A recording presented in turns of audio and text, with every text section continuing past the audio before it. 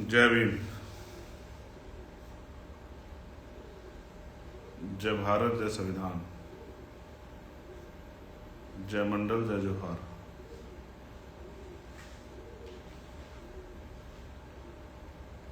आज का ये महत्वपूर्ण लाइव जिस पे मुझे आपसे बात करनी है, जो एक महत्वपूर्ण घटना भारत में घटी है, उसको लेकर मेरे मन में बड़ी पीड़ा थी। मुझे लगा कि ये पीड़ा आपसे शेयर करनी चाहिए।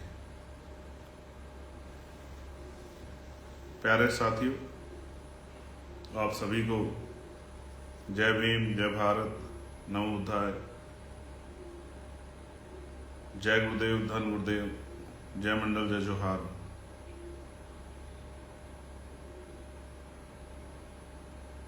मैं सभी संतों, गुरुओं और महान पुरुषों को नमन करता हूँ, जिन महान पुरुषों ने अपने जीवन का एक बहुत महत्वपूर्ण योगदान एक समय और अपना पूरा संघर्ष हम लोगों के लिए किया है। प्यारे साथियों, देश पे एक विपदा की घड़ी आई और इस विपदा की घड़ी में हम सब लोगों को एकजुट होकर देश के साथ खड़ा होना चाहिए, क्योंकि बाबा साहब अम्बेडकर ने भी कहा था कि हम प्रथम और अंतिम भारतीय हैं। प्यारे साथियों, जो आज पीड़ा हमारे देश में हुई है, जिसमें हमारे देश के 26 निर्दोष भारतीयों का खून बहा है, जब मैंने सुना तो मुझे बड़ी चिंता हुई और मैं सो नहीं पाया। मैंने लगातार कोशिश की कि घटना पे मेरी निगाह बनी रहे, और क्योंकि तत्कालिक रिएक्शन जो है बिना जानकारी के वो बड़े कठिन होते हैं, इसलिए तत्कालिक रिएक्शन ना देकर मैं इंतजार करता रहा कि सरकार क्या क्या कर रही है। प्यारे साथियों, एक बात मैं स्पष्ट कर देना चाहता हूं कि हमारे 26 निर्दोष नागरिकों पर जो हमला हुआ है, उनकी जो शहादत हुई, इस विषय को किसी भी तरह स्वीकार नहीं किया जा सकता है।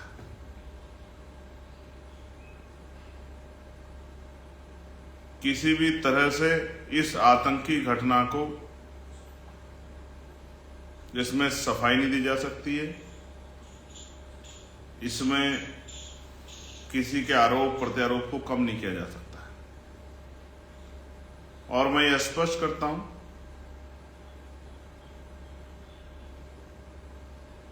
ये हमला हमारे देश पे हमला है, हम सब पे हमला है। इसलिए पार्टी की गाइडलाइन से ऊपर उठ के मैं उन देश विरोधी ताकतों को ये कहना चाहता हूं कि भले ही हम देश स्तर पर पार्लियामेंट में या सड़कों पर सरकार के खिलाफ अपने हक अधिकारों के लिए रोज लड़ते हों, लेकिन आतंकवाद के खिलाफ हम सब लोग देश के साथ खड़े हैं। इस बात का भ्रम किसी को, देश विरोधी को नहीं होना चाहिए। हो सकता है उनकी कुछ सहयोगी ताकतें, शक्तियां, साथी यहां हों, लेकिन आजाद समाज पार्टी, भीम आर्मी पूर्ण रूप से देश के साथ खड़ी है, देश के नागरिकों के साथ खड़ी है, देश की गरिमा के साथ खड़ी है, देश के सम्मान के साथ खड़ी है। इसलिए हमारे अपने अधिकारों की लड़ाई एक तरफ है और देश के सम्मान और देश के नागरिकों की रक्षा की लड़ाई एक तरफ है। इसलिए मैं देश विरोधी सभी ताकतों को बताना चाहता हूं, जिनको ये भ्रम हो कि हम आपस में रोज लड़ते रहते हैं अपने हक अधिकारों के लिए, लेकिन जब अपने देश की बात आएगी तो हम लोग खून भी जो है देने से पीछे नहीं हटेंगे। इसलिए मैं इंतजार कर रहा हूं कि सरकार किस तरह के और सख्त कदम उठा के आतंकवाद पर कड़ा रुख अपनाते हुए इस पर रोक लगाने का काम करेगी। मैं आदरणीय प्रधानमंत्री जी से भी, गृह मंत्री जी से भी, रक्षा मंत्री जी से भी ये मांग करता हूं कि ये देश में ये आखिरी आतंकवाद की घटना होनी चाहिए, इसके बाद कोई आतंकवाद की घटना ना हो। ये जिम्मेदारी सुनिश्चित करना आप लोगों का काम। इसलिए मैं पूरी जिम्मेदारी से आजाद समाज पार्टी भीम आर्मी की तरफ से इस हमले की कठोर निंदा करता हूं और इस हमले में शामिल चाहे वो आतंकवादी देश के अंदर के हों या देश के बाहर किसी देश के हों, उनको चिन्हित करके उनको बिल से निकालकर उन पर सख्त कार्रवाई की जाए, ऐसी भी मैं मांग करता हूं। ऐसा ना हो, मेरे मन में कुछ सवाल भी हैं, ऐसा ना हो कि पुलवामा के तरह 5 साल तक इसकी जांच भी अंधेरी पोटली में पड़ी रहे। मैं ये भी मानता हूं कि अगर पुलवामा की जांच होती और उस जांच में जो चूक हुई है, उस समय उस घटना में जो चूक हुई, अगर उन चूक पे काम हो जाता तो शायद ये घटना पहलगाम वाली ना होती। मैं ये भी मानता हूं। मैं ये भी मानता हूं कि कुछ कहानियां भी ऐसा लगता है जैसे रची गई, हालांकि मैं देश के साथ खड़ा हूं, जिनमें धर्म के आधार पर हिंसा की बात की गई, लेकिन वहां मैं ये भी मानता हूं कि आतंकवाद का कोई चेहरा नहीं होता, उसका कोई मजहब नहीं होता, उसकी कोई जाति नहीं होती, उसका कोई जो है उसके दिल में आतंकवादी साधु नहीं होते, संत नहीं होते हैं।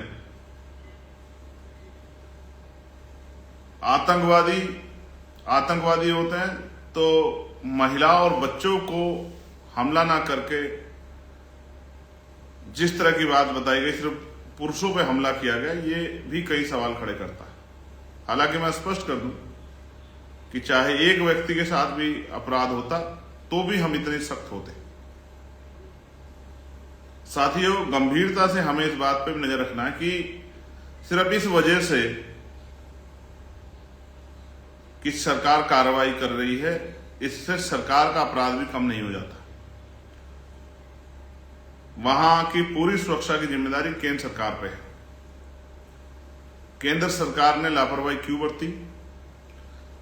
मुझे जानकारी मिली है कि इंटेलिजेंस रिपोर्ट थी, इंफॉर्मेशन थी कि इस तरह से टेररिस्ट होटल में रुक रहे हैं। फिर जहां इतने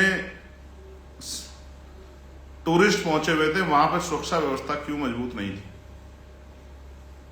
सीआरपीएफ, सेना, जम्मू कश्मीर पुलिस, राष्ट्रीय राइफल्स, 4 सुरक्षा भेदी जो चक्र है, उसमें कश्मीर है, हमारा बॉर्डर है। फिर अचानक ऐसा क्या हुआ कि सारे सुरक्षा चक्र को भेजते हुए आतंकवादी पहलगाम तक चले आए।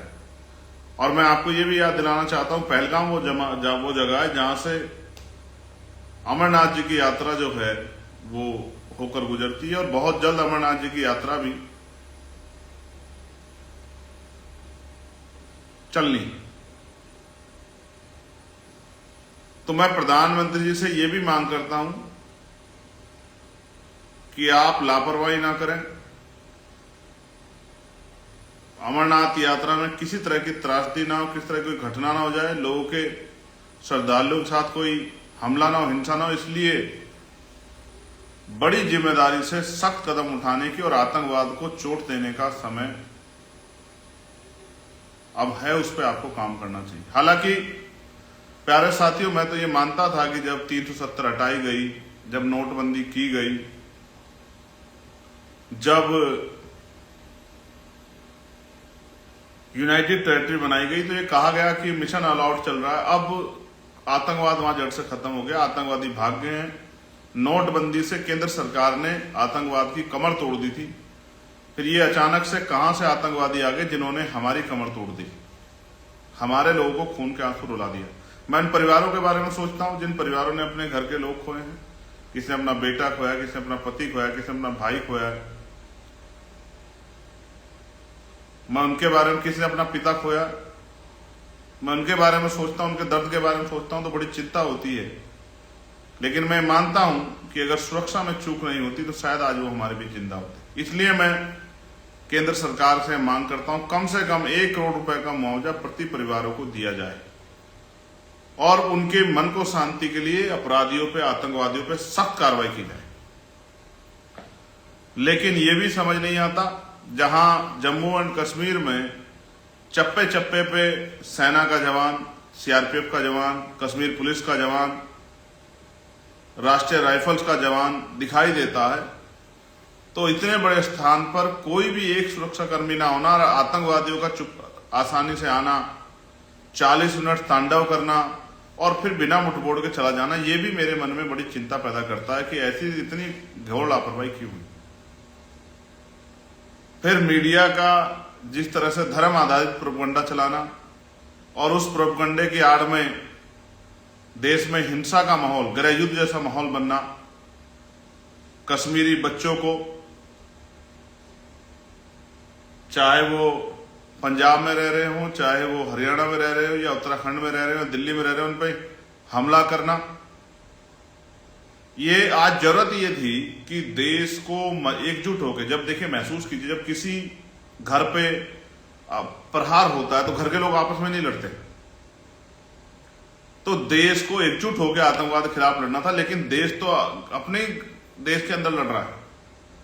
कहीं मुसलमान को जो है फेरी वाले मुसलमानों को पीट दिया, आगरा में गोली चला दी, 26 का बदला 26 सोचे रहे। अपने देश के लोगों से क्यों लेना चाहते हो? आतंकवादियों से जाकर लोहा लो जिसको लेना है, सेना में भर्ती हो जाओ, सेना में भर्ती होकर लोहा लो। तो ये भी समझना है कि आज देश को एकजुट होकर आतंकवाद के खिलाफ लड़ना है, ना कि देश के लोगों के खिलाफ लड़ना है। अगर मुसलमान इतने बुरे हैं तो सबसे पहले भारतीय जनता पार्टी अपनी पार्टी से मुसलमानों को निकाले, अपने मुसलमान लीडरशिप को। अगर वो इतने बुरे हैं, जिनको राज्यसभा में भेजा है, जिनको आरएसएस ने जो अपना मोर्चा बनाया, राष्ट्रीय मुस्लिम मोर्चा, पहले उसको खत्म करें, तब तो माना जाए कि भाजपा जो है मुसलमानों से नाराज है, मुसलमानों के ऊपर जो है हमला कर रही है। लेकिन अपनी पार्टी में मुसलमानों को रखकर अभी कुछ दिन पहले वक्फ के नाम पर मुसलमानों के हितैषी बनने के लिए कानून लाकर, कि हम कानून ला रहे हैं उनके हितैषी होने का, और अब प्रायोजित हिंसा कराकर जो है देश का माहौल और चुनावी एजेंडा सेट करने का जो काम किया जा रहा है, इससे भी हमारे लोगों को समझदार होना चाहिए। एक तरफ अभी 1 महीने पहले वक्फ पे रात को 2:30 बजे तक पार्लियामेंट चलाकर 3 बजे तक इतिहास रचने काम कर रही थी सरकार, कहती मुसलमानों के हितैषी हैं, और अब उन्हीं की पार्टी के लोग एजेंडा चला के मुसलमानों के खिलाफ उनको पीटने का, कश्मीरी बच्चों को पीटने का काम कर रहे हैं, या मुसलमानों को पाकिस्तान से जोड़। हमारे देश के मुसलमानों का पाकिस्तान से क्या मतलब है? हमें क्या मतलब पाकिस्तान के मुसलमानों से? भारतीय मुसलमान भारत का है, और जरूरी नहीं कि मुसलमान कोई भी अपराध में शामिल हो सकता है। कई ऐसे लोग हैं जो पकड़े गए हैं जिन्होंने देश की खुफिया जानकारी, वो हिंदू धर्म से भी थे, जिन्होंने पाकिस्तान को या दूसरे देशों को देने का काम किया। और मैं कश्मीर के एजेंसियों पर लेकर चिंता में हूं। वहां इंटेलिजेंस का कितना बड़ा फेलियर है, लोकल इंटेलिजेंस का कितना बड़ा फेलियर है, पुलिस का, सीआरपीएफ का कितना बड़ा फेलियर है। हालांकि मुझे अपने देश की फोर्स पे गर्व है, कितना बड़ा फेलियर है। कोई वीआईपी के नाम पे चला जाता है, कोई फर्जी आदमी, और केंद्र की सुरक्षा लेके घूम लेता है वहां, बाद में पता लगता है फर्जी था।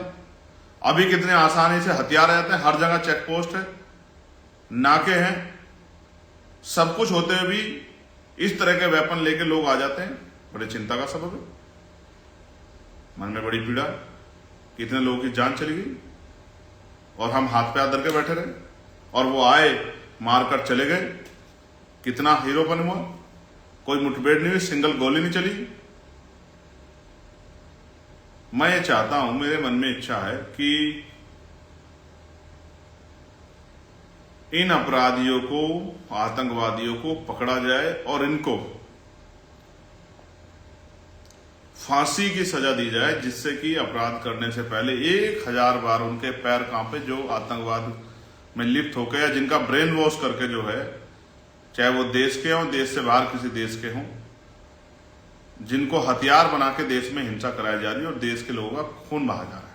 मुझे ये भी पता लगा मीडिया के द्वारा पीड़ितों को सुनने के बाद कि साहब उन्होंने धर्म देख के मारा। ये कौन सा मजहब है जो धर्म देख के मारने को सही सिखाता है? ये मुझे भी जानकारी मिली कि 1.5 घंटे तक ना कोई एम्बुलेंस पहुंची, ना कोई सुरक्षा का जवान पहुंचा। ये बड़ी चिंता का सबब है। जहां घाटी में एक गोली की आवाज मीलों दूर तक जाती है, वहां इतनी फायरिंग हुई, तो लोगों की जान चली गई, तांडव हुआ सबका। मैंने सुना कि अगर कोई आ जाता, 1.5 घंटे लोग तड़पते रहे, मेडिकल फैसिलिटी मिल जाती, लोगों की जान बच जाती। ये बड़ा चिंता का सबब है। और ऐसा नहीं है कि आतंक पहले कठुआ में